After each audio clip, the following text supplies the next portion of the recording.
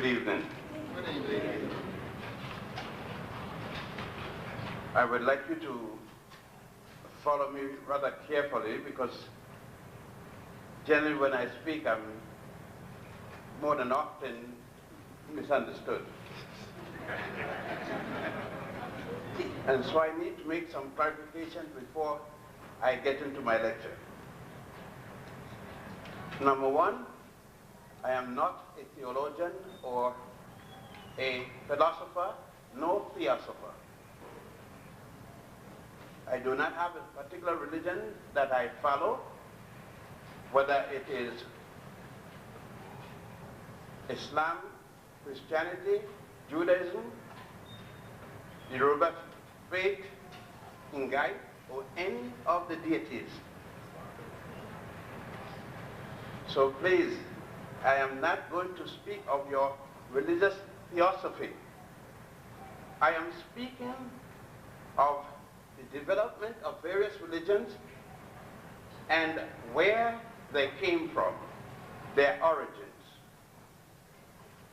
And that is all. It may be necessary for me to say something that may not necessarily, I withdraw that. It will be necessary for me to speak about things that are going to hurt you, and I don't care. If you know me in any manner, you know this is the way I am.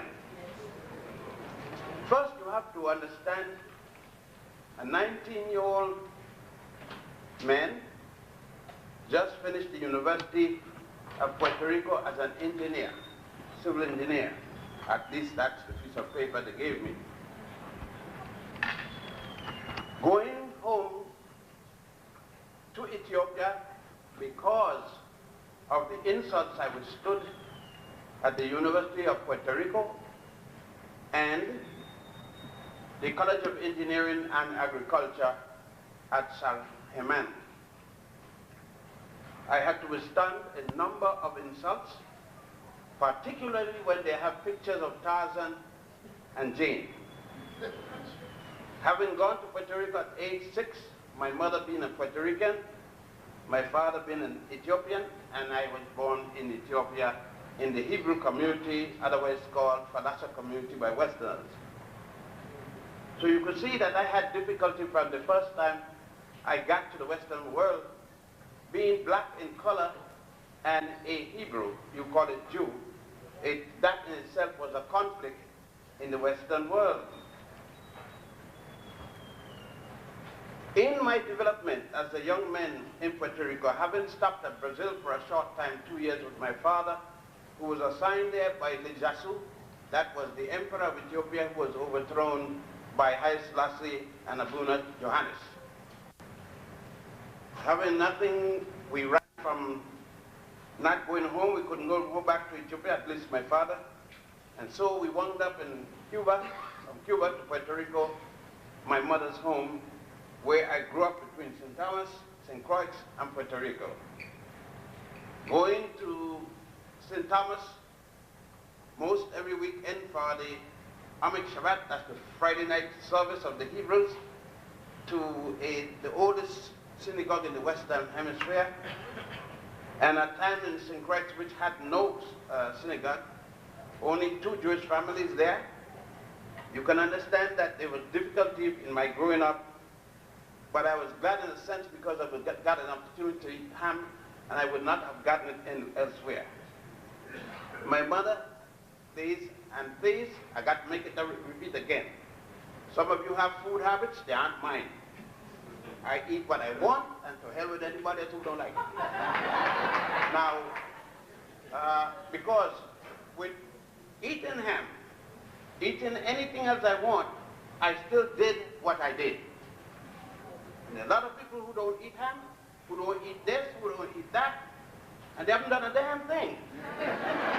So, I eat what I want and do something. So understanding that, when you must realize there would be quite a lot of difference between myself and a lot of other people, I did not have the benefit of professors' documents to lead me or to teach me or to write from. In 1939, when I first went to the Nile Valley, first just to see for myself what my father had sent me to see after listening to certain teachers insult me, don't have the time to go along with it, explain it. Got there and became fascinated with it. And from that moment deciding that this is what I have to do, though I had gone through engineering and would go on to law, and from law would go on to anthropology, not necessarily in this manner, I was bound to have difficulties from that time, because I had to go into the field where there was not one other African person in Africa. From Ethiopia, the beginning of Nile, and from Uganda, also the beginning of Nile, I had to go down the entire Nile, ending in the great sea we now call the Mediterranean Sea, and at times with professors and leaders who did not want me there. It meant that I had to sleep. There was in those days the crocodile-infested waters of the Nile, and there were also other things like the cobra snakes. I had to sleep in bags, not knapsack, they weren't that sophisticated yet, away from the fire that kept away these dangerous animals and reptiles, sometimes as much as 50 feet away from the Europeans, because my blackness may have come off and touched them. Nevertheless, I would not say what you would say God would with me. Something was, and I survived. But I had to go to temples with no formal knowledge of where I was going, no other works to read, no works to read from, but to start somewhat of the beginning. Virgin territory. So it would be quite difficult to try to understand me, as you may understand many others. Many people had the opportunity of reading books and could criticize those works. As I said, I had no books. Everything I had to work from was from scratch. But I had something else that many did not have. I had the common people, as what we would say, who no one was looking to. All of the European, quote-unquote, researchers and archaeologists, thieves I call them, tomb robbers, grave robbers, that was their primary purpose there. And therefore they make no contact with indigenous people. They didn't ask anyone there what he or she know or knew about these monuments. They took for granted that none of these people, indigenous people, knew anything about what they were living amongst. I found to the contrary that there were many of the sages within the communities who not only knew about the temples, but could read the many different writings on the temple walls and other structures. Not only that, I found there the craft of Amun-Ra. And in the craft of Amun-Ra, I found that the same initiation studies, the same evolutionary process of the study of engineering, science, law, medicine, and the seven liberal arts, etc., was intact. And it was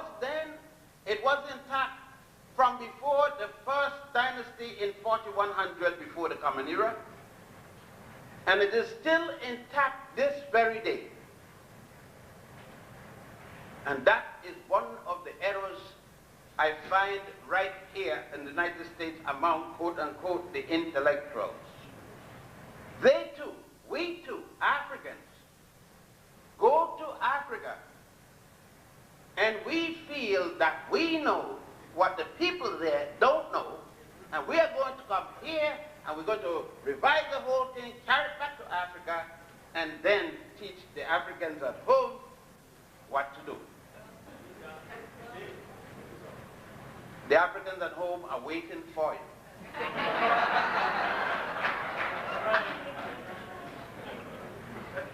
No, the Africans at home, most of what I will speak to you, remember, comes from the local people at home. Most of my training were with people who came from the villages. Right now, my best teacher to this very day is the grandmaster of my lodge. I would not go into detail. And when you go to a certain temple in Egypt, you find him teaching only those whom he's supposed to teach. And I may say this, you may use the Western term or the American term, education is for the masses. Some education is for the masses, and the education system under which I come is not for the masses. It is only for those who are seriously inclined to secure a certain amount of education. It is only for African people. And it's only for African people who desire to go home and study. And we make no apology for it. You may call it racist, you may call it sexist, we don't give a damn. That's the way it is, that's the way it's set up, and that's the way we're going to have it. We had it from 4100 BC, and we're going to continue to have it for another 4100 years if necessary. Now, about the African origins of Judaism and Christianity, and I'm sure that you must add Islam in this. There is no problem, and I can't see the problem at all. We are going to list them in terms of their being. I don't think you could find any problem with me, my mother, and my father, who come first. With my mother and my father, both of them are first with my life, because it needed both of them to produce me at the same time. So we can say these two are first, then myself. There's no question then between me and my children who come first. I come before them. Then, if you have Judaism, let's take Islam. I got to make this because a lot of people can still argue some craziness about Islam as the first religion. And you have Christianity, that becomes the first religion equally. And Judaism becomes the first religion equally. Yet, when the first person dealing with Judaism, we're going backward now, is a man called Abraham from Asia, a place called the city outside of the city of Ur, in the nation of Chaldea. And that was no better than when the Africans along the Nile are already in the 13th dynastic period, which will be about 1675 before the Common Era. So that's Abraham. Otherwise called Abraham or Ibrahim. The first time we are going to hear about Christianity is with Pantius and Boetius. That's 1992 years ago. And that will be Pantius. This is when the Africans of are under Greek colonialism. They're speaking the Greek language and everything like that. The Romans have taken over, and the Byzantium period is coming. Pantius and Botius. And the last is Muhammad ibn Abdullah and three other persons.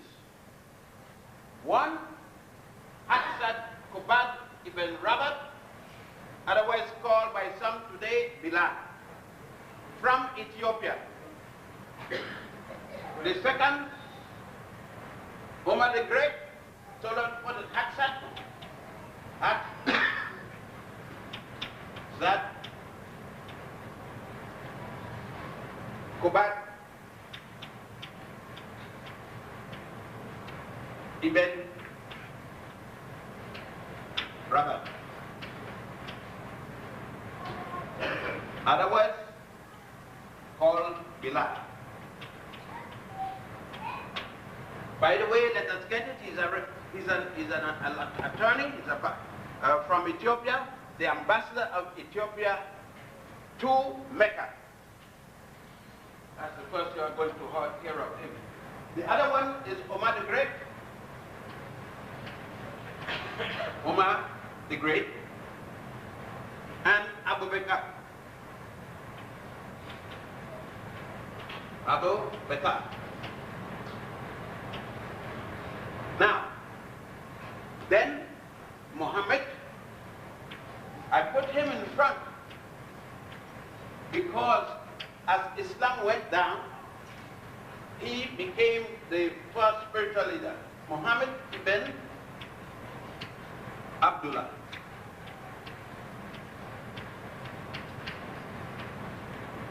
But even him and these other two offered him to be the spiritual leader. When they first started, he turned it down because remember of those, he was the one that was prepared. He was an attorney. With his squabble, fight with Ethiopia and Arabia, the government in Mecca, he was held and ransomed, eventually placed into slavery.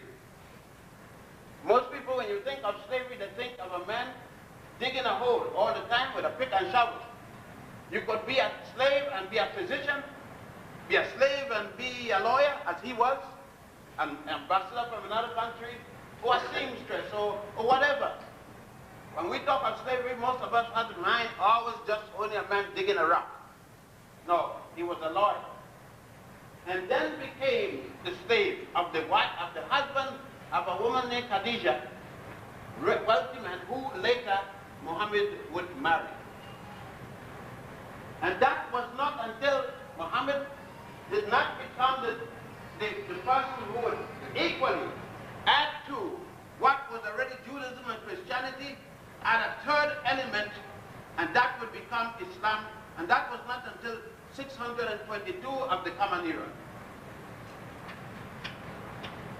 Or 1 AH. CE Common Era or AD equal 1 AH. After the Hijrah, 1 year after the Hijrah took place, the Hijrah being when Muhammad ibn Abdullah had to flee Mecca to establish the religion of Islam outside of the city of Medina. Let's deal with it.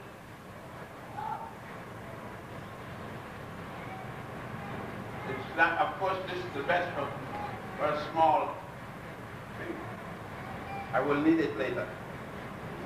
This would be the Tigris and Euphrates. This, start here.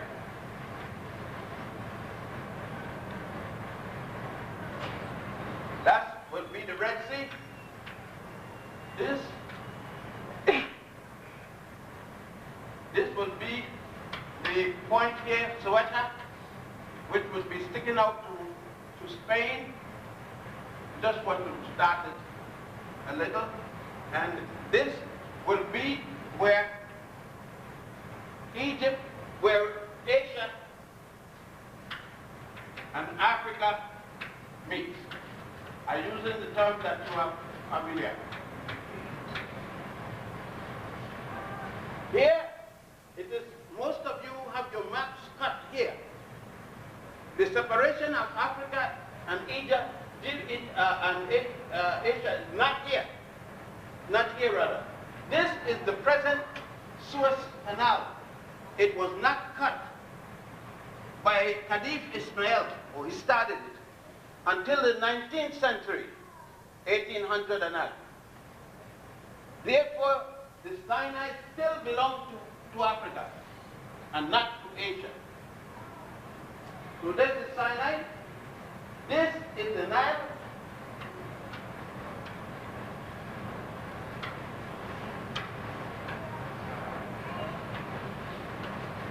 this is the Nile. It's important that I put it.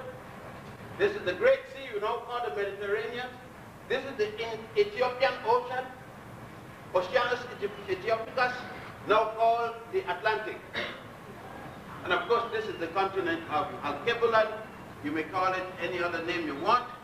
You could call, and by the way, it has nothing to do with anybody named Leo Africanus.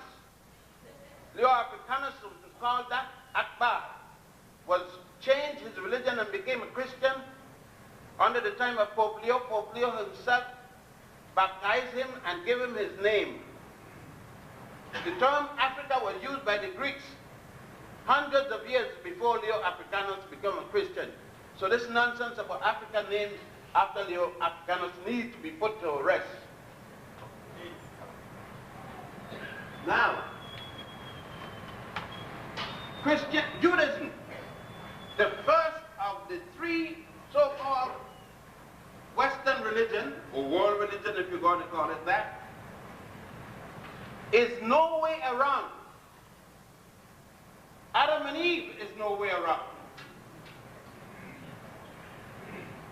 Jehovah God is no way around. Jesus Christ equally, and Adam. Not one of them is anywhere around. Before 1675, Abraham gave to the world, Abraham, the first man that spoke about anything we today call Judaism, is a man named Abraham. And he is not until the 13th dynasty of the Africans. Thus it means, using the dynastic period of reference from 4100 to the beginning of Abraham's birth, not when he said a thing, his birth. I haven't even cried yet.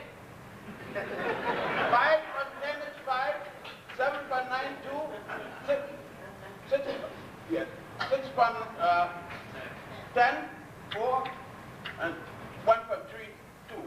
2,425 years before Abraham, before anybody mentioned any God named Jehovah, any child story named Adam and Eve.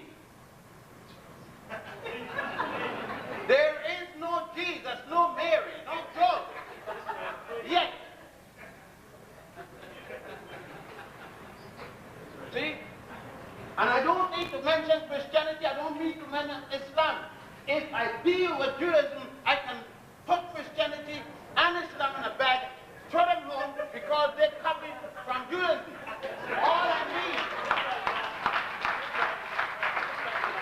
All I need to deal is with Judaism and the religion of the Nile. So let us deal with it. Already in 4100 before the Common Era, the first dynasty, there is a book that the Africans on the Nile had already edited. It is called the Book of Coming Forth by Day and by Night. Sir Wallace Budge of England copied it and translated it into English in 1895 and called it the Egyptian Book of the Dead. So, right there, if you take 4100, I already have it there, 2,425 years before Abraham, and there's no, Abraham didn't write a single book, and you add the period of Abraham, 1675, to the period of Moses, who supposedly wrote the books of the Torah. You have 1340 when he got here in this world. So you got his 1340 to that. And with being over 3,100 years before Moses and the book of Exodus, because Moses cannot write Genesis because he doesn't know anything about the concept of Genesis. He doesn't even know anything about the concept of Exodus. He doesn't write a single book. Moses disappeared according to the Torah, and the Torah is the authority for the Jewish religion. They said that he appeared 40 years walking in the wilderness. After he had his altercation with the Pharaoh, they didn't give the name, but they're talking about Ramesses II. That will mean that 1196 BC, he died. Oh, disappeared. Nobody knows. In fact, with a vacuum cleaner, they vacuum up in the air, and he disappeared. He disappears. But the same Torah, in the book of Exodus, said what? Moses was learned in the ways of the Egyptian priests. Now, that's your book. No, your Torah, your Old Testament said it. It isn't mine. I didn't write it. I am just quoting. If Moses was learned in the ways of the Egyptian priests, what was the ways of the Egyptian priests? Well, an Egyptian priest starts out as a young man, 7 years of age. He goes to the Grand Lodge. At that time, in ancient time, he went here to the Grand Lodge in Saqqara, the first Grand Lodge. But Moses isn't born during that time. This is long before. In the time of Moses, he went here to the Grand, east side. He went here to the Grand Lodge of Waset, W-A-S-E-T, which the Greeks later changed to Thebes, and the current Arab changed to Luxor. So you would have had to come here, get circumcised at age 7, stay there for 40 years of education, never going home once. So you talk about 10 years for a PhD. This is 40 years. In 40 years, he learned engineering, law, medicine, science, and the 7 liberal arts, etc. So Moses must have come here and spent 40 years after being 7 years of age. When he was completed, what did he learn? Well, a few of the things that he learned, the teachings of Amenhotep IV, otherwise called Akhenaten. Thus he learned the concept of the one and only true God by the name of Aten. Now, if he learned the concept of one God, how come way later, after Akhenaten is dead, he gonna get the concept from God again for the first time?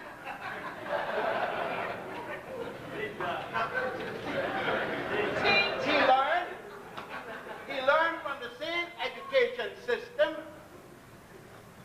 a set of moral laws. One of them is thou shalt not kill.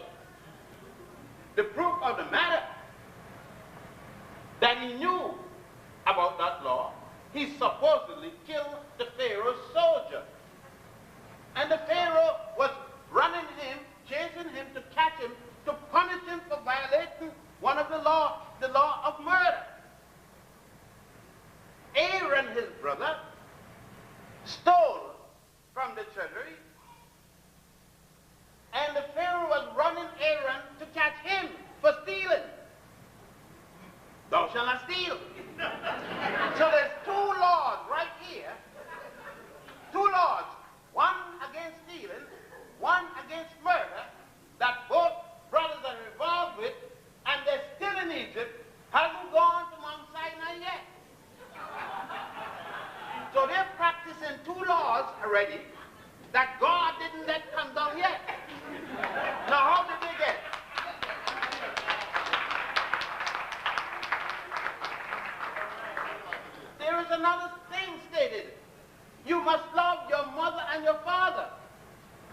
That's already there.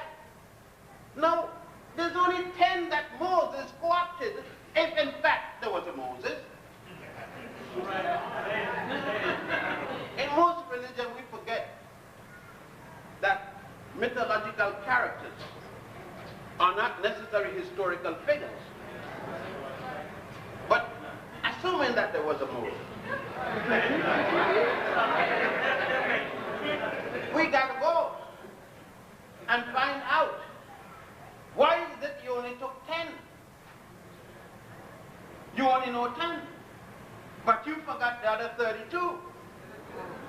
Otherwise called the admonitions to Goddess Ma'at, or negative confessions that you say in the West. Now, where can I find them, you say? Well, in any temple, but I will carry you to one specifically where you can see it's always open, and that would be the tomb of Ramses VI in the Valley of the Kings. And anybody going to Egypt, you will get a chance to see it. So it depends on who you're going with. Hopefully the person can read. Hopefully the person know where it is, because some of the leaders carrying to Egypt don't know if Cairo is in Moscow or in Peking. Now, they must carry you there, and you will see that. You will see God Kunum. By the way, let's go at one more. They tell you that Jehovah took some dirt, clay, I guess he had some water, and made Adam and Eve. That's on the first page of Genesis 1. Of course, there are going to be some changes in Genesis 2 and 3. Instead of being made, the two women, the man and woman together, one will get created and the other made, and then a whole better thing. We spend the time. But let's deal with Adam. Because I'm going to carry you to a place called Philae. I'm going to carry you, Philae is the name they give it. The proper name is Angelica. So, Nubian Island. I'm going to carry you to other places. And I'm going to carry you and show you where Judaism, Christianity, and Islam plagiarized, stole it, past tense. The concept of God Kunum, K-H-N-U-M, who made man and woman on his potter's wheel out of clay. The Jews, the Christians, the Muslims stole it, and the only thing they left out was the potter's wheel. But they got the clay and the water, and I guess the snot blowing in the man's nose, got that done back.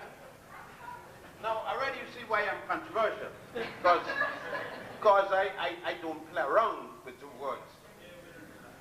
Now, isn't it strange that in the book of Coming Forth by Day, in the race section, in a section called the Osirian drama, which should be the Assyrian drama, all this is there. Isn't it strange that in the temple of God, there's a temple of God, Kunum, at a place called Esna. And by the way, if you're going to Esna, don't go. You're wasting time.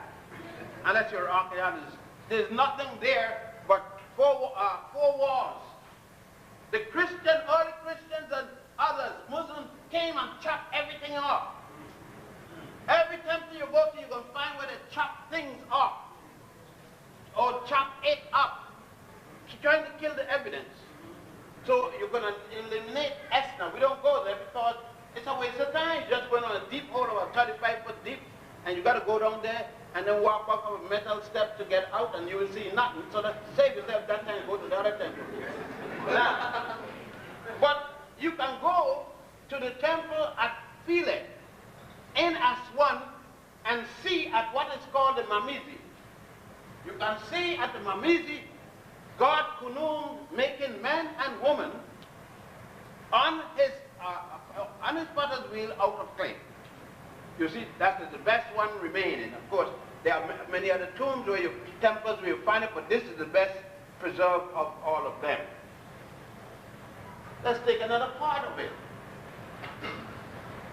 You then must understand the calamity of all of this is to show you are just like Pavlov's dog. That's the dog that wouldn't drink if he was thirsty and starving to death, thirst to death, unless a bell rung. Somebody got to ring a gang, and a special gang for him to eat or to sleep or to stool or to do anything. You're like that. You don't want to think until somebody hit the bell. Now, I'm going to try to ring the bell for you.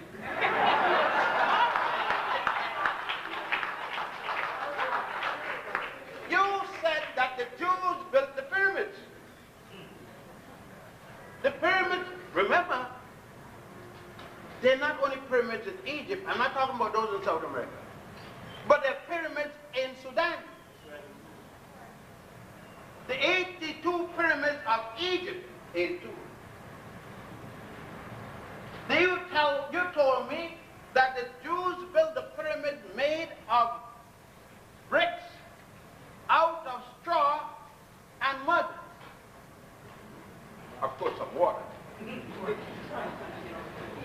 Now, Abraham, the first of the Jews, Hebrews, or what, Haripu, and any name you want to use, isn't born until the 13th dynasty. The last of the 82 pyramids is built in the 12th dynasty. Now how the hell are you going to build a pyramid and you're not born?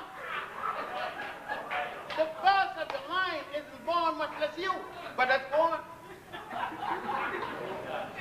Now, the first pyramid is built, designed and built under the reign of the Pharaoh Djoser. D-J-O-S-E-R, also known as Sir. The Greeks came and called him Zusa. We're not going to deal with the Greeks, it's not important because they're not wrong, because it's later. But I'm saying what happened. So when I said the Greeks, remember they're not in this picture. The Romans and the Greeks, nobody from Europe is in this picture that I'm talking about. Not until I get to at least 1,000 before the common era. Okay? So all of you here with your abadaba, papadaba, alpha, alpha, jumping dolphin, all of them don't mean a goddamn thing. You're not in the picture.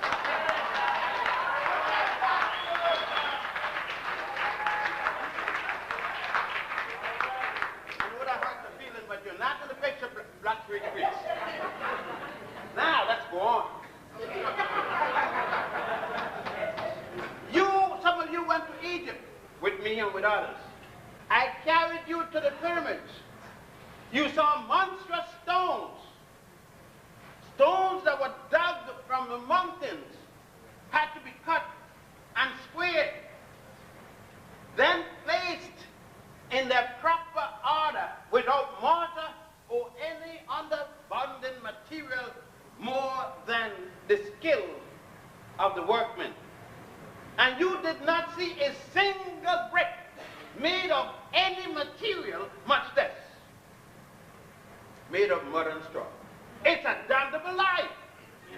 And you don't want me to say that because it's not academic to say a person is lying. But if you're not telling the truth, you're lying.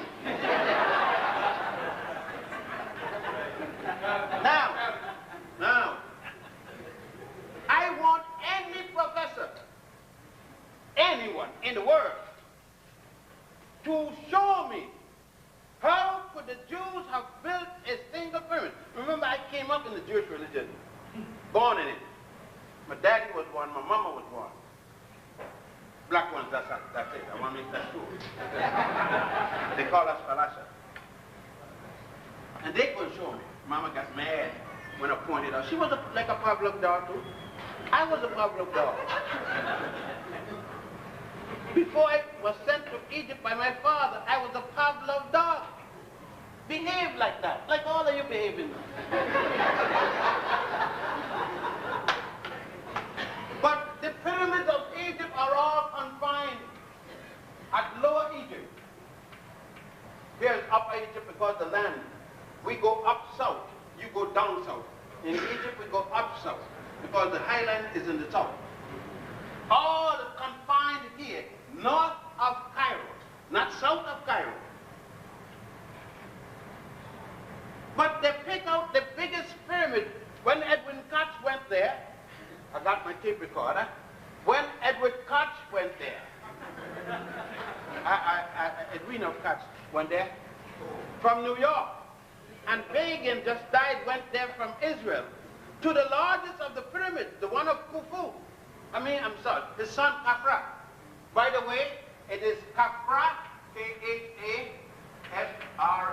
or you must use A, it's all right. Not Cheops. There is no Cheops. His father, Khufu, K-H-U-F-U, or X-U-F-U, is not Cheops. That's Greek. That's the Greek put that when they came. And Khafra is not Sephrin. That's the Greek put that. And Menkaura is not Mycerinus. That's the Greek, the last part. But they picked the biggest one, the one of the father of the 4th dynasty. Those here at a place called, where I live, Giza, the plateau there, Akhet Khufu, the plateau of, or the horizon of Khufu, is the one that is 3.5 city blocks, about 640 feet by 640, by 48 stories high. I hope you can understand why it is that Egypt must remain white. And Egypt cannot be in Africa. It must go to the mythological continent of the Middle East. With things like this, may I remind you again, it is very important that there isn't a single nation in Europe yet which include Etrusca, later called Rome, or Pyrrhus, later called Greece. When I come to 883, the writings of a man called Homer, especially the Iliad and the Odyssey, then I reach Europe. Until such time, Europeans keep quiet. I'm not talking to you. Talking to Africans and Asians right now. Isn't this strange? You see why the curriculum got to not revised? Because it's scuttled. Let's go again. You feel good because you're a Christian. I ain't coming to you now. Because I am going to deal with death and resurrection. And you're telling me that Jesus was the only man that died and rose and went to his Father, God Jehovah. You said that because you're a child of God. You've been saying that so long that you haven't read. You haven't tried to find out facts. For you, truth has been given for you from Rome. Michelangelo's cousin. You got that. That's Jesus with his blonde blue-eyed hair that Michelangelo painted for Pope Julius II in 1509 to 1511. But I'm talking about the resurrection of Osiris. And the resurrection has nothing to do with going up there, flying, going up to the sky. It had to do with its penis from a dead level, horizontal, rising to a perpendicular. And when you go to the temple of Seti I, the Pharaoh Seti I at a place called Abydos, the first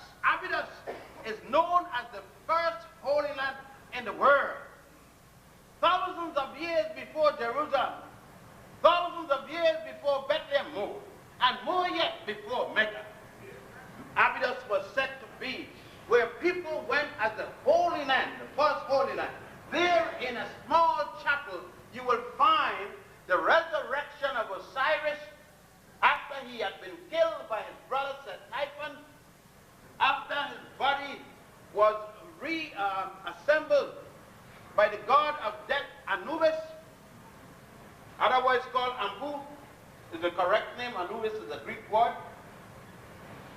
And on the other side of this temple, you are talking about the Immaculate Conception and Virgin Birth, which the Christians adopted. You will see Goddess Isis becoming impregnated by an Immaculate Conception. And by the way, it had nothing to do with the absence of a penis. Most of you women here who are mothers have been immaculately conceived. You don't know it because you think that your vagina is something dirty and bad, and you can't even talk about it. When you get married, you can't talk to your husband about sex. It's dirty and everything like that. You got the, what I call it, you got the Roman romance. You got to pull down the sheet, you got to pull down the curtain, the ceiling. If you're going to have sex. Some of you come with your helmet on and your football suit. Can't even get naked. No. An immaculate conception is when a man and a woman slept together and she missed her period. But she had not been with any man other than this man since her former period, the last period. Therefore, she knows that it can be no other man than him. Now, if she been going with Tom, Dick, and Harry,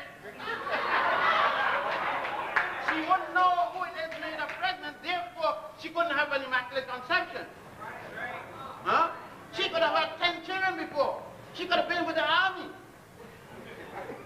As long as that time between her last period and the time of inception, she was not with another man, she knew definitely it had to be him. That's immaculate conception.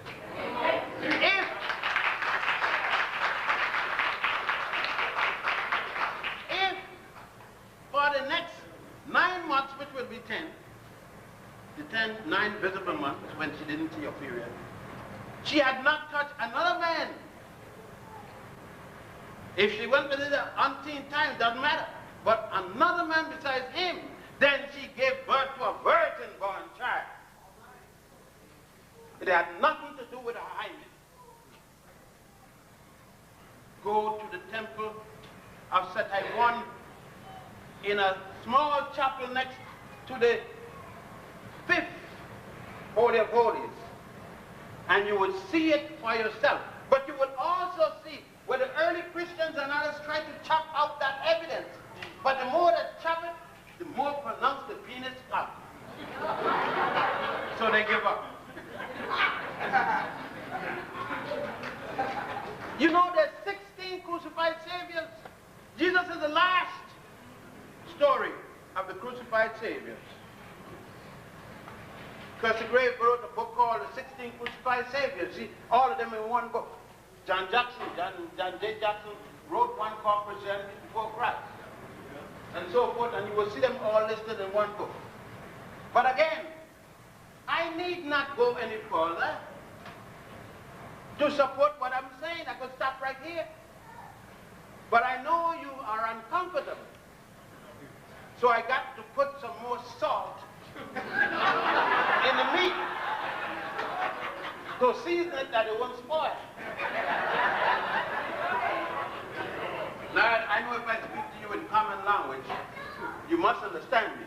So I'm staying away from all those 16 syllable words and so forth. I'm just a humble little African mind, you know, and we don't think good, especially when the missionary didn't train us. Well, let's go back. Let's go back. Because I know you have your own idea to tell me how wrong I am. Because you're going to tell me that you know that it's these things that I'm speaking about are man-made. And they deal with man, whereas you are not dealing with man. If you weren't an aunt dealing with men, then I must ask you, in what way different did Mary have her child than any other woman in this room, or in ancient Egypt, or in ancient anywhere, had their child? Did Mary have pain? Your Bible says that she took pain and had to be rushed to a stable because she couldn't get a place to sleep and eat and whatnot. Did Mary nurse her child? That's what most of you don't do. That's something she probably did. She did that you all don't do. Because you all complain about the child going to put your breast out of shape. But the child got little bristle jawbone, and the man got big bone. He doesn't put your breast out of shape, but I live like that.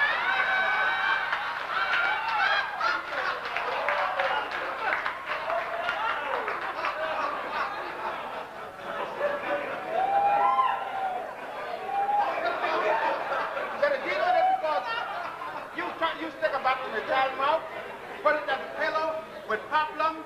You take some cow milk, like the child is a bull or something, is a cattle, and you get a child cow milk. Have you ever seen a cow giving the little bowl of woman milk? Now, no, see, I'm not a foodarian. I got no special food need, but I do make an exception when you're going to take the milk. Now, I do eat meat now. So don't tell about the contradiction. I'm against meat, but not milk. I'm a contradictory person. I'm just dealing with you folks who do everything the right way.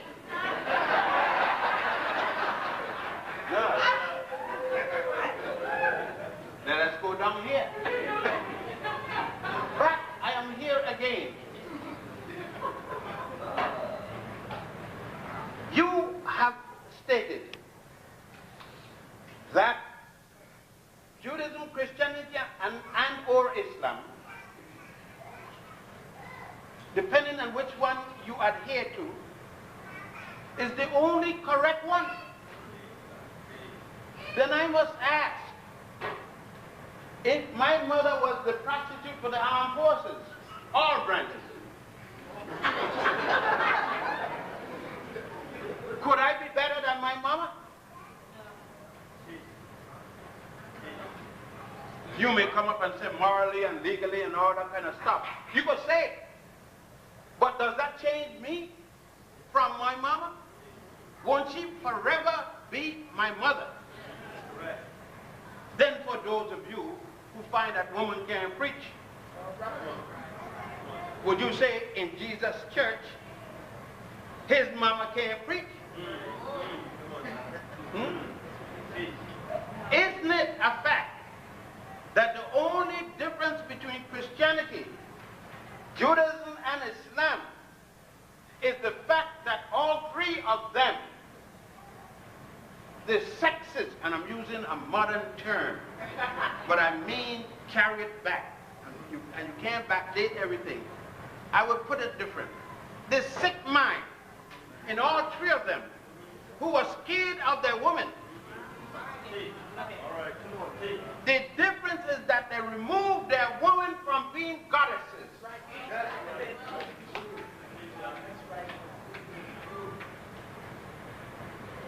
Huh?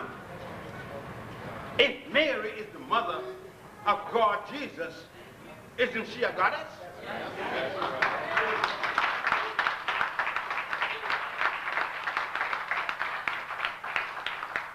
Whereas the African not only kept the woman, but every god has a goddess. Not only that, the African along the Nile and elsewhere maintain the integrity of the universe and his world as a feminine universe. Effeminate doesn't mean faggot. I want you to get it down, because African, in the Book of the Dead, there's a prohibition that states that a man going with another or a woman with another is like a man stepping in the feces of a dog. In other words, putting your foot in doodle without the shoes on. And you know you won't like that, even if it's hard doodle. Now, I like to get it straight. I know nobody will make no misunderstanding what I'm talking about. Now, the Africans show goddess Nut, the symbol of the integrity of the world. The earth, terra firma. The sky, I did this because we're going to have here what? This point, horizon. And the Africans show the head, the woman, the foot. Head down, hands. God of the air, shoe.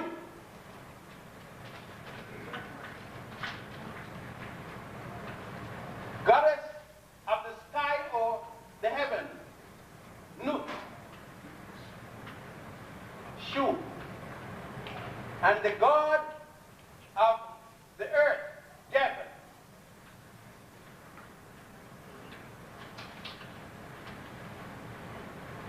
Geb and Shu, Nut. God Nut, holding up. So there you have your belief of heaven. You look up in the air every day. You go outside on a plane pass and you go look up to heaven. The Sputnik went up there. They're still looking for the angel near heaven. And you looking up for heaven. And if you're married or got a woman, you're going to bed with heaven tonight. What the caption that said, God of the air shoe, hold in up God, goddess of the heaven Nut, by the two columns of heaven, one hand on her vagina and one on her breast. The two columns of heaven. You doubt it? I ask you, when your mother got pregnant, by virtue of her relationship with a man, doesn't have to be a daddy, but a man, and she became pregnant in her body, not his. He didn't pass no baby. Babies don't stay in scrotums. Sperm stay there. A baby was never made in a man. It's made in a woman. First time a baby is in a woman, never in a man. That's another thing. Your male ego got problem, mine don't. Now, then that goes down the fallopian tube, enter into private chambers. Huh? They call it a womb. Never heard of a womb, huh? And there with the placenta and everything, it stays in a deep, dark water. That's what they describe heaven for you in your book. Huh? Well, how come you stop calling the woman heaven? How come? Because Rome couldn't deal with it, and Greece couldn't deal with it. Even with the Herculaneum worship of Isis. Isis Herculaneum. They take Hercules and took Isis and made her to fit in his anatomy and call it the Herculaneum worship of Isis. That went to Rome, and by the time Rome got it, again, couldn't deal with a woman in any manner in the society supreme to that of a man, had to bring her down like the Pope in Rome continue to do today.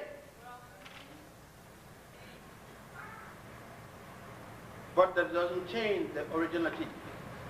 You say again, dust to dust, ashes to ashes. When you're burying a man or a woman or a little baby. They didn't say that. That's a distortion of what the ancient Africans of the Nile taught. He says that man came out of a woman, heaven, and he returns to the twat of Aset, or you call her Isis. Man returned from the place he came. He came from the woman's vagina, and he returns to Isis' vagina. Spiritually. Spiritually. And thus, the African gave us two spirits to justify his logic, his science. He gave us the spirit that remains, please somebody tell me when it's time to stop. The spirits that remain with the body, the ka,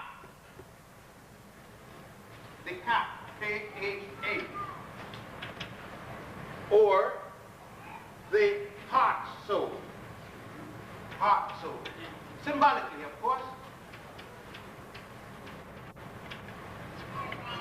That remains with the body, the cat.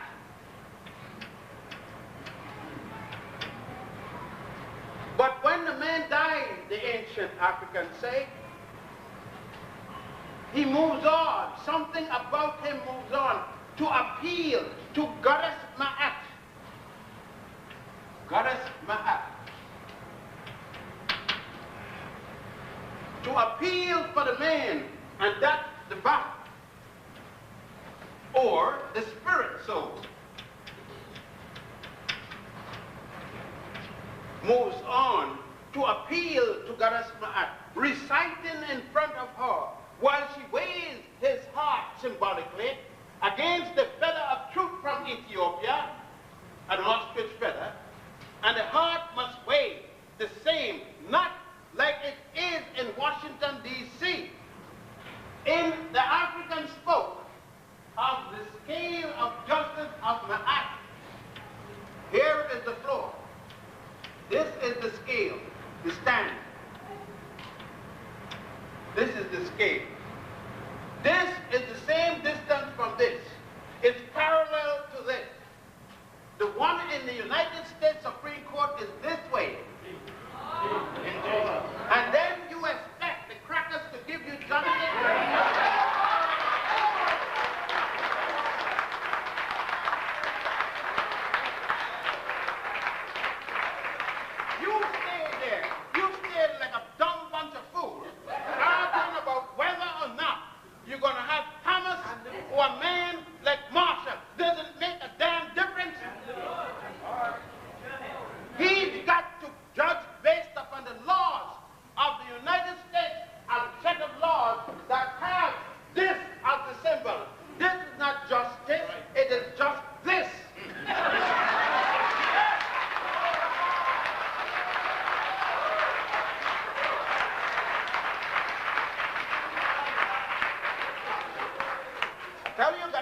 You're Pavlovian? Now, you can see now why I am controversial and why even fellow academicians can't have me in the company. They don't even invite me for tea.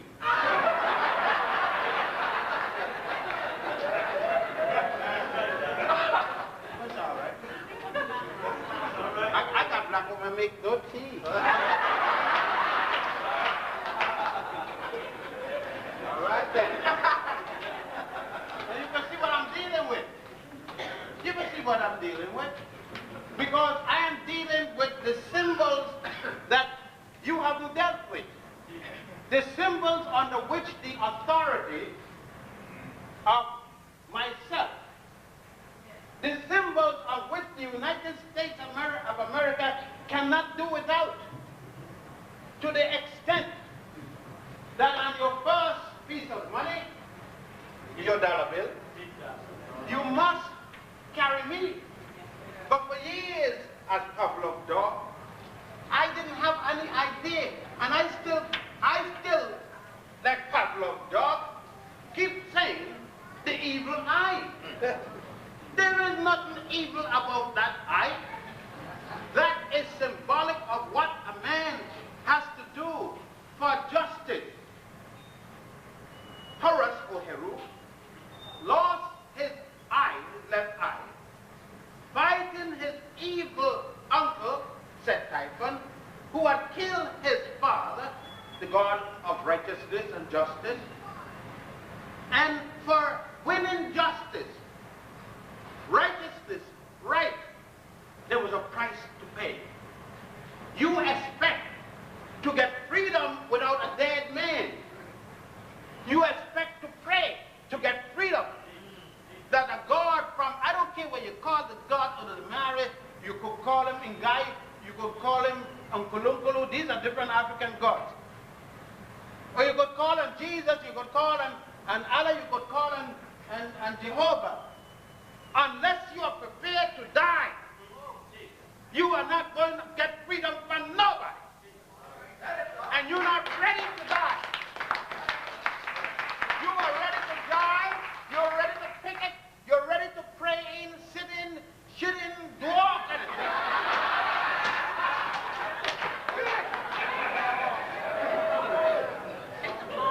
So stop diving. South Africa came to the table because some of them died like anybody else. And I know many more gonna die because the PSC is still killing people. Now, I ain't talking about Mandela. I know you all gonna get mad because I ain't called Mandela. I'm not a follower of Mandela. I am not following nobody who talking about integration.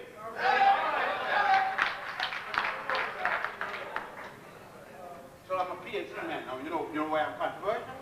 I'm not popular.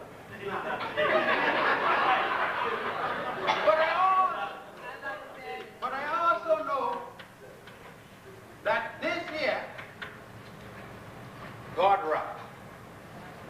No, you can jump from the bush, but rock has always been here as long as you've been here, and before you've been here, and before all the theory has been here. Rock has been here, and rock gonna come back tomorrow.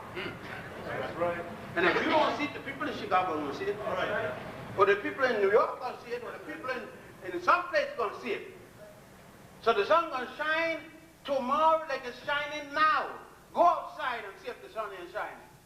You're going to come back and tell me, man, you crazy. It's shining in Turkey. It's shining in Japan. The sun will always shine. Rock will always there. The symbolism. You're talking about the symbolism. Let's go there. When you go to Washington, D.C.,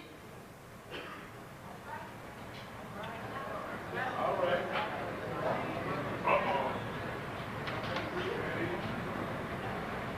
You're going to see Washington Memorial. It is nothing but a major penis. Of course, Martha wished she had a one that worked.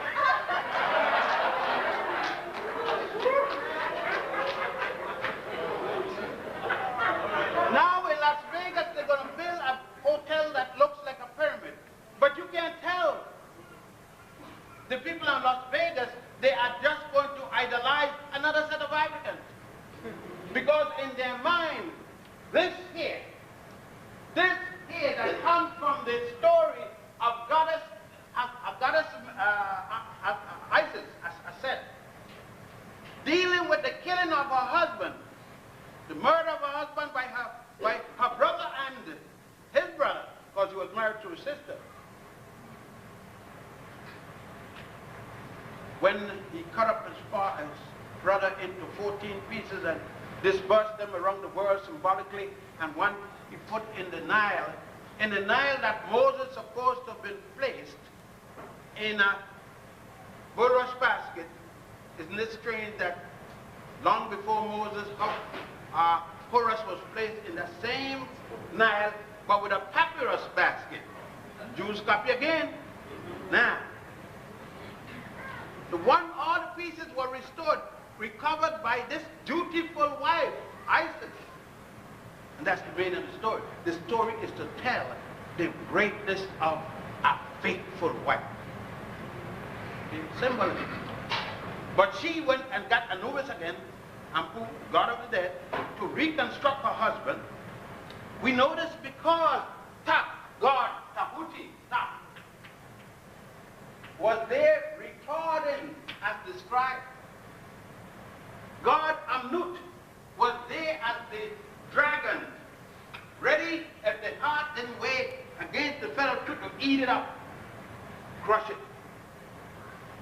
But that woman Isis came true, but she couldn't find one piece.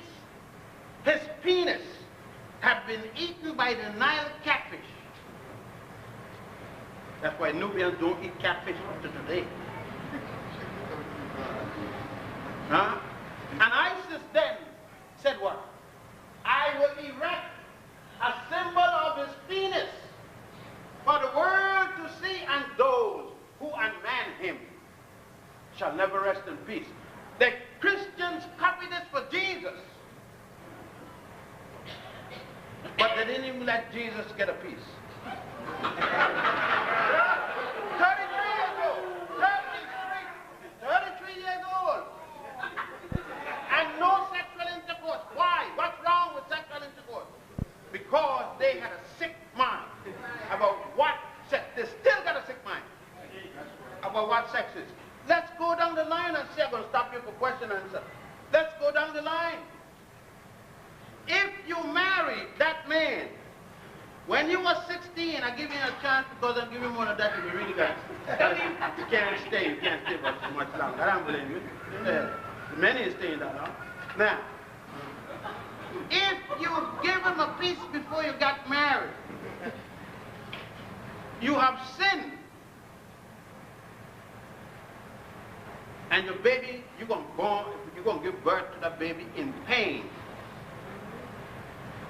But if you married a man never been touched by your own hand, much less his, until the honeymoon, and then you get a little piece, you're still sinning. It's a catch-22. If you give him before you're married, you sin. If you give him after you're married, you sin. Give him anytime you want.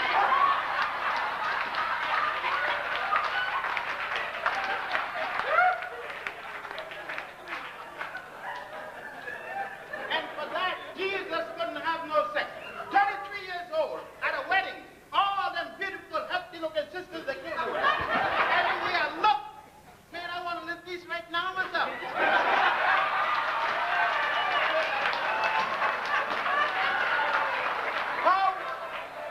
How could a man stay with all these good looking, you see, a brother got a rough time marrying one woman. You know, with all the sweet stuff, look at everything else. Old, young, middle-aged, you look so good. Can you imagine Jesus at the wedding looking at all you sisters and not even get a stingy, wingy, no.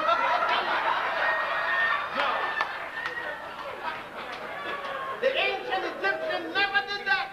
The ancient Egyptian married all the gods, had the gods with the woman, get them a little piece. The gods had children. That you think God is a fool to make you for me and don't get none for himself.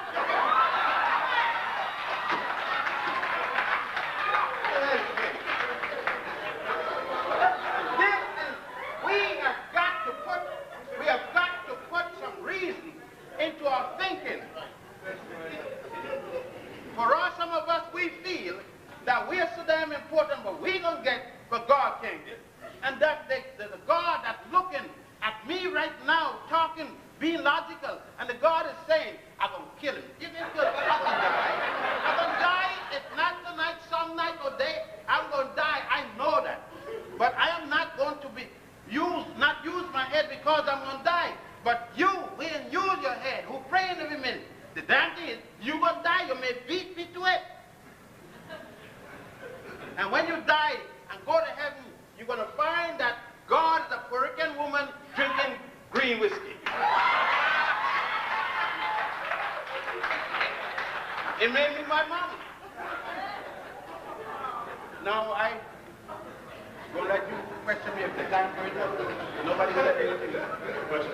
So I think that all of us is...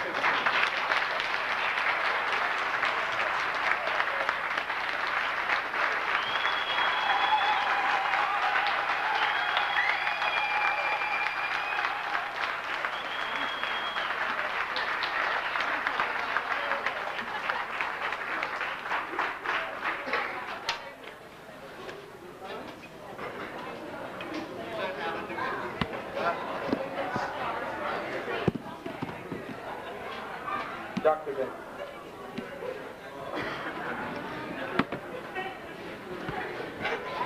I just wanted to know if you would comment very briefly on the historical, I guess, hiatus of Jesus' life as described in the Bible.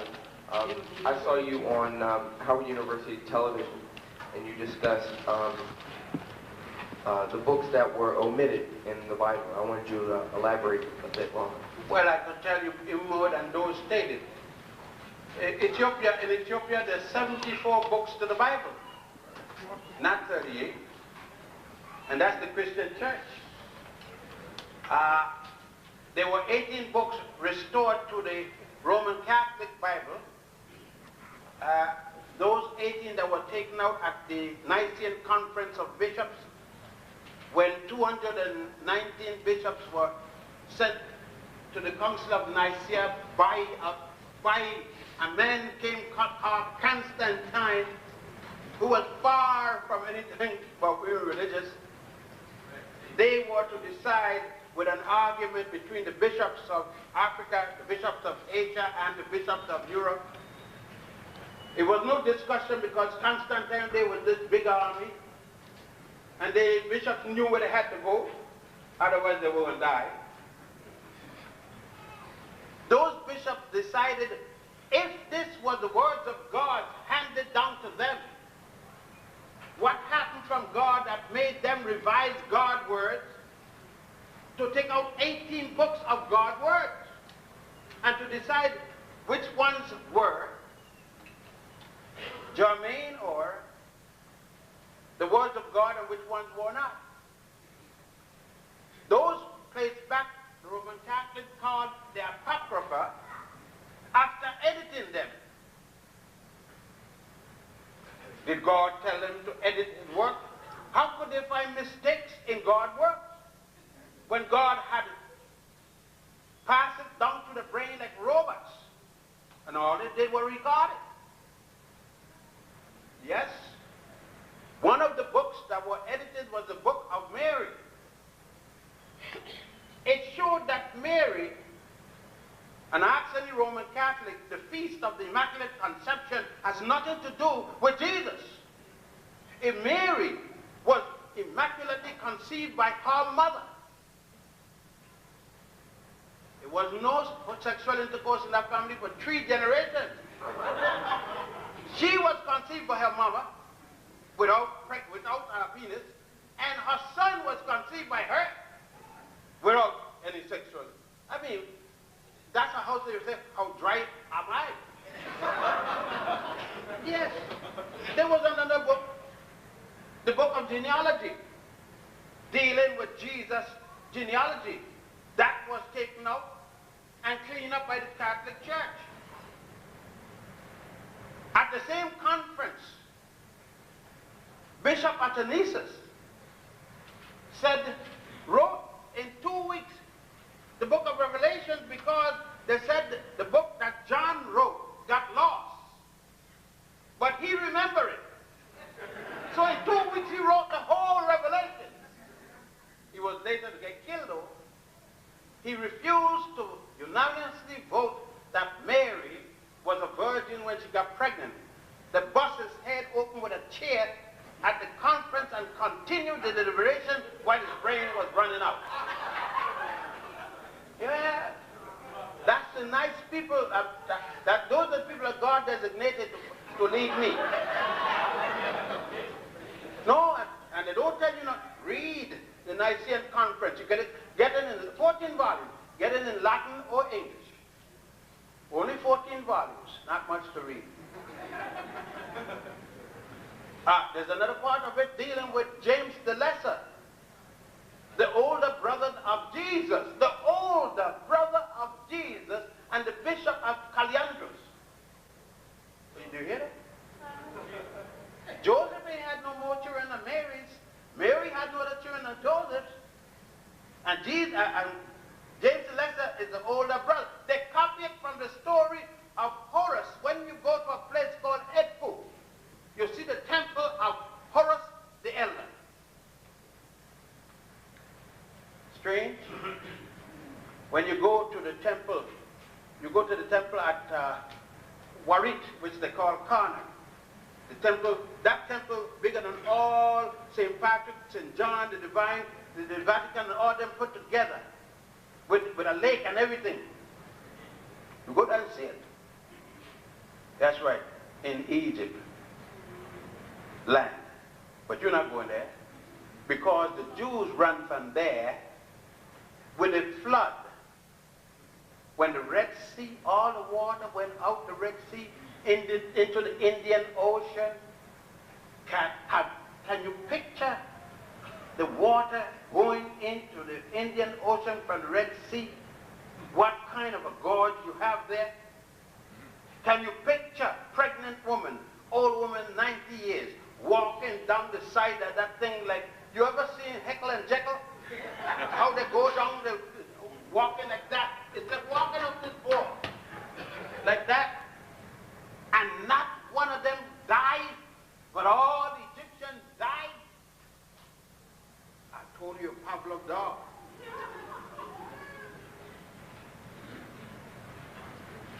Yes, all that in the book that was changed. And then, make it worse.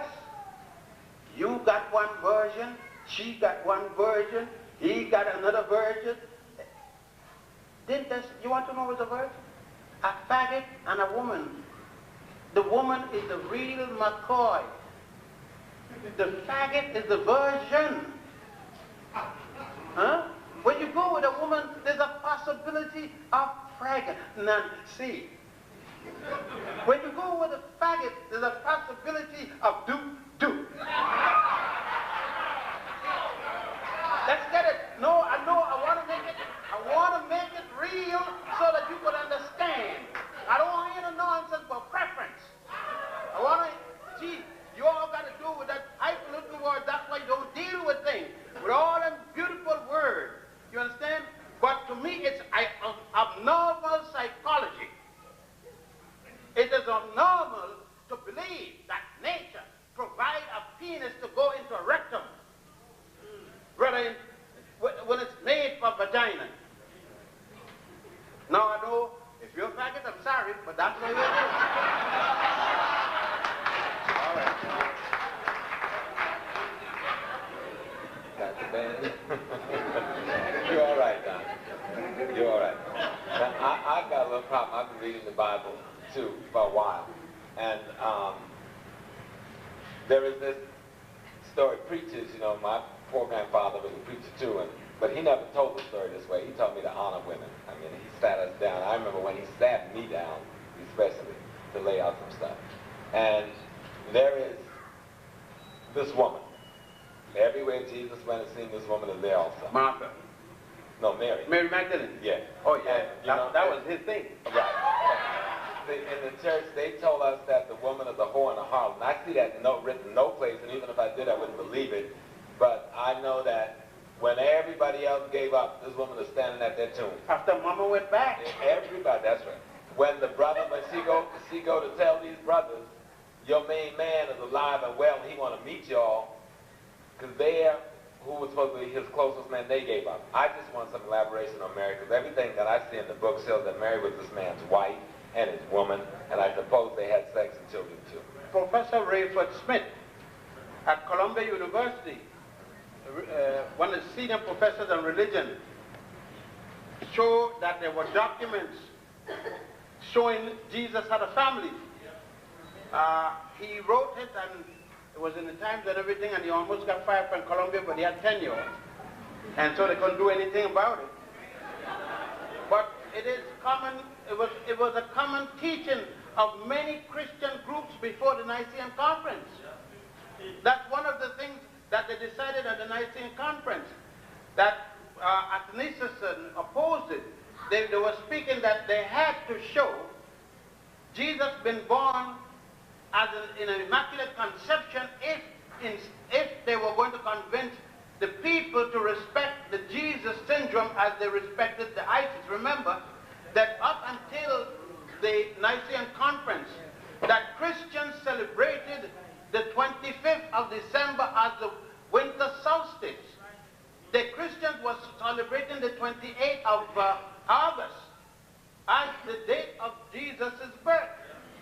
So they switched it then to the 25th to counteract, because the people used to come out to celebrate the new woman, the coming of the new God. And that's where the term came from. S-O-S, Son of the Son. S-O-N of this S-U-N. And Jesus is called the Son of the Son. Of the many names that everyone that Horus was called, Jesus was called, it was adopted for Jesus. Jesus is nothing but the Horus figure of modern time. I think Professor John Jackson, in his book Christianity Before Christ, gave us a good example of that. Also, Annie Besant, who has a book by that same name. If we go back to Anacalypsis, the 2-volume work by Sir Godfrey Higgins, we will find that. We find comments about it in Smith, Howard W. Smith. Forget his first name, but it's got W and Smith, which are the two last, but the name before that. Little Brown and Company. You will find reference. You'll find reference to it by Sir James Fraser in the Golden Bow, his 13-volume work, and so on and so on and so on about this. There's reference to this by Thomas W. Dones and his book Bible Myths and Their Parallels in Other Religions. All these and other works, early works, deal with Jesus, a family man. In Levy, in his translation of the Aquarian Gospel, speaks of it. Speaks of Jesus throwing the boy off the building because of Martha. But the Lord told him, I'm a jealous Lord. And if the Lord could be jealous, why not me? What were you thinking jealous about? Eating a piece of bread? Jealous over Miss Lord, the goddess. But you all can't think in terms of that. Because you see, women believe that the body has been damned and cursed. You believe there's something wrong with your body. Yet you give birth to everything except, including God.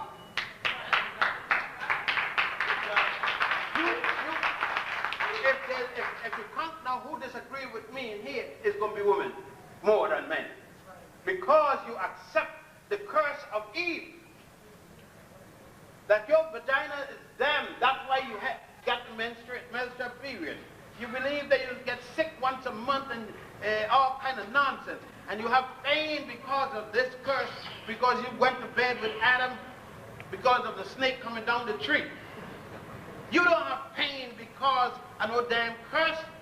You got pain because a 5-inch diameter head is ripping through your vagina and a 12-inch shoulder. That's why you got pain. And the reason a man don't got no pain, even a 2-inch diameter piece of doo-doo get hard and he can't deliver it. That's why he can write a junk like that. Then you curse. There's nothing curse but you.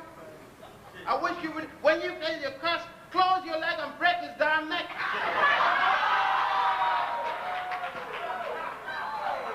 If you curse, act curse. Don't nobody tell you curse and all that stupidness. There's nothing curse about you. A big elephant. When an elephant giving birth to a small one, it's hollow.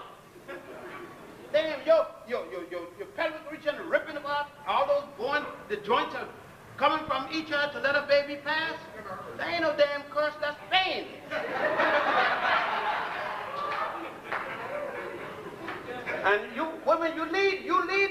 against that nonsense. It's your duty to tell your young boy child that to give birth to him had nothing to do with a curse. It was the most glorious act you could perform. And you be proud of it. Shout from the delivery room, the bush or the taxi, to the high heavens, that you're performing the God's work to give birth to such as me.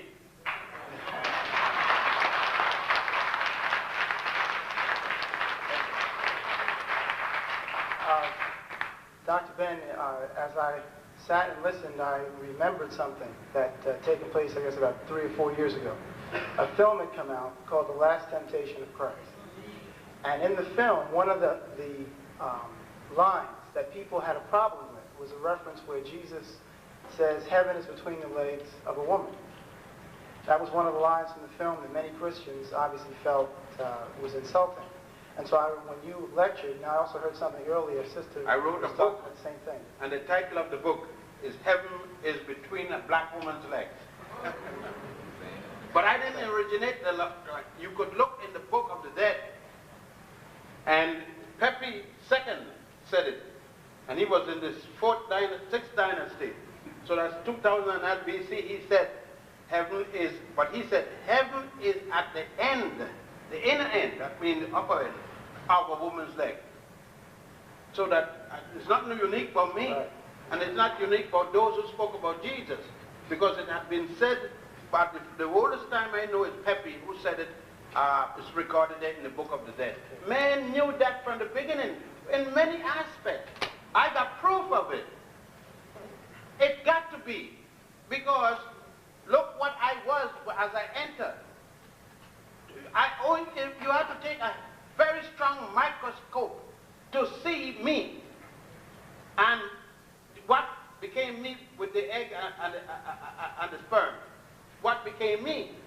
Couldn't be even see but an ordinary microscope. Now I go in there and mature, went through all kind of evolutionary shapes.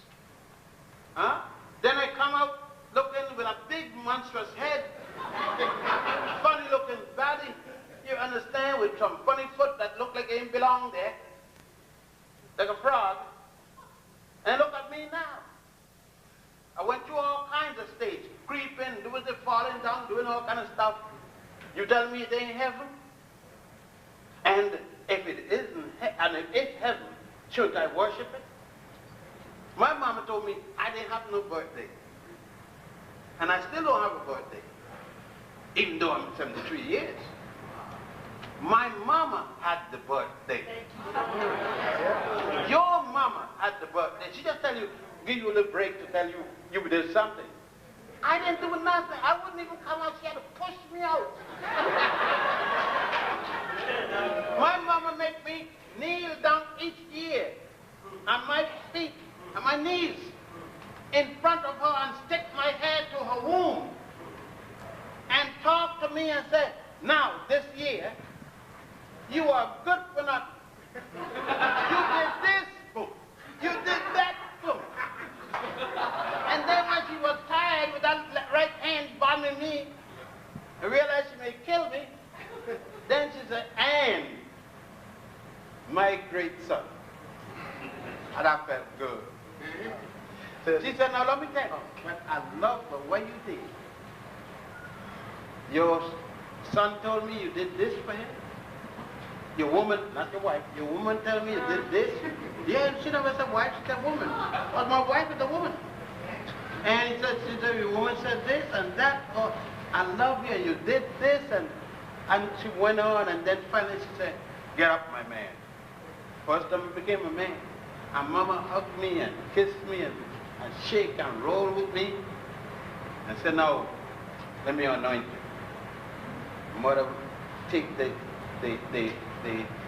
thing like the asafoetida, the garlic and the different thing like that, stink, and then rub me here. Go forward and be good for the next year.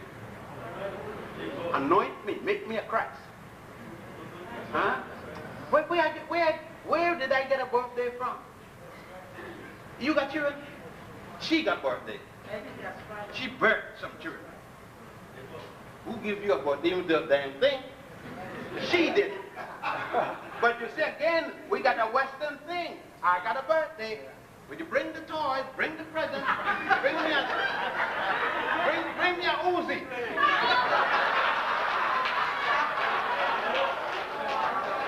Yeah, the original question that I wanted to ask in reference, that was something that I thought about, was in reference to, I know you had mentioned about your Grand Master in the Freemasonic Lodge having been one of your best teachers. And the question kind of speaks to... I can't tell you anything about that. Oh, well, I recognize that, you know, given the vows of secrecy. No, we don't have secrecy. We have things that you don't know, you can't talk about. So it's not secret. If you know it, you talk about it. Are you familiar with, there's a text out by Mustafa Ilami. In fact, there are two. And in it, after having interviewed Freemasons and people who are members of the Shriners, he noted that the higher in degrees that you go, the more information you receive about spirituality, and the Quran is used. In essence, that if you become a Shriner, after you've gotten, I think it's 30 seconds. I'm not a Mason, so again, I know when I can speak about it, but I'm not breaking any vows of, you know, if there are, of secrecy. But no, but the Shriners are, for example, because they're not but a bunch of clowns. They call it the fun house. And all they do is make asses of themselves. I'd like to tell what it is. That's the worst thing you could do. You have some sort of validity going in the Masons, but not the Shriners.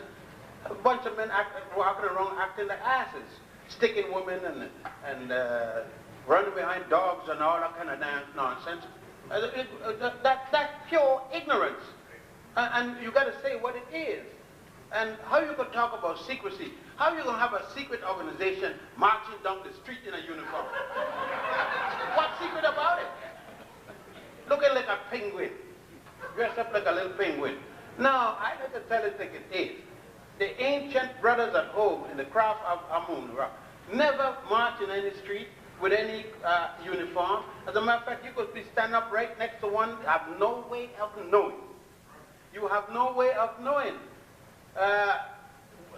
The brother may be talking to another one up and down, and unless you are a brother, you don't know. He will talk to a brother in front of you in the English language, and you're hearing everything and don't know a word. And he's using the word that you know in your dictionary, and you still don't know what he's talking about. Now, that's it. But that is so, that the brothers will meet and pass information to each other and don't write it down. That is one of the reasons that it is, in the West Africa, that they call it griot and other place, that we have been trained, Europeans can't understand it, to pass information to each other without the written word. It doesn't mean, and still have a writing. Some things are written down. There are few books written, and they're kept by the appropriate persons. And there comes a time, if you live long enough, you too will see the book. It's not in secret, but when you were born, you did not eat meat and rice. You had your mother's breast or a bottle.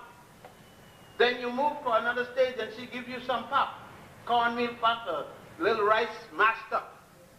Then you got another stage, she gives you some little meat, or she gives you a bone with no points in it.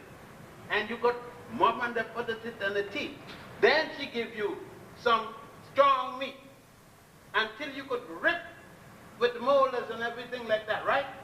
So you don't say mama was being secretive when she didn't give you the meat and you're only 2 months old. So we are not secretive. So in essence, the Shriners say is really just jesters, like court jesters. It's not to be taken seriously. It's called a fun house. It is a jive house. In other words, you have to be a Mason to be a Shriner, right. But you don't have to be a Shriner to be a Mason. Right. Many people, most sensible people, don't join the Shriners unless you want to play. And in the West, there's only 22 degrees that's valuable anyhow. The others are called effable rights, I'll tell you that much. And they're political, especially the last one, the 33rd. It got nothing to do with study.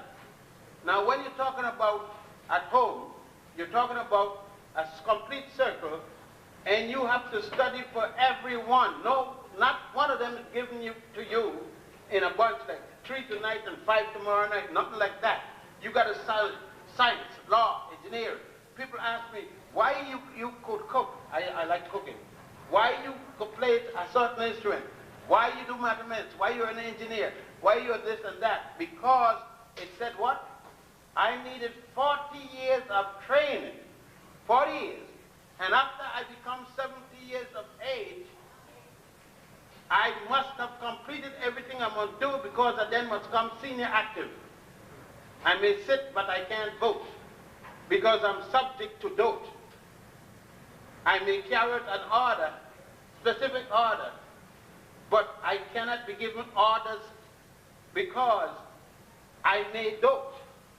They don't say I'm doting, because they got to check me for each order to see if I've started doting when I reach 70. I may counsel, I may lecture, but I may not vote. I may not make the decision by this. This is as much as they're going to tell you about these things. But there are certain things, that's why I said, that there are certain stages. We are not Westerners. There are certain stages, and by the way, some women are complaining, why can't women join the craft of Amun? Because we will let any woman join as she can be circumcised. If she can take our penis and be circumcised, we will let her join. The women will let us join theirs. If we have a vagina, we can menstruate. Then they will let us join theirs. We got no argument. I don't know why you arguing with each other. There are certain things that are women that a man will never understand. A man will never understand the feelings of giving birth, even if he's a gynecologist or obstetrician. He may sympathize, but he don't know. A woman who has never given birth wouldn't know. Okay? And I'm not jealous about it. I help them. I will help the sister to go there and have her thing. Because when she come up, as long as she still loves me, I don't care. And why she worrying about what I'm doing there with the other brothers? As long as I come up, I still want her and not one of them brothers.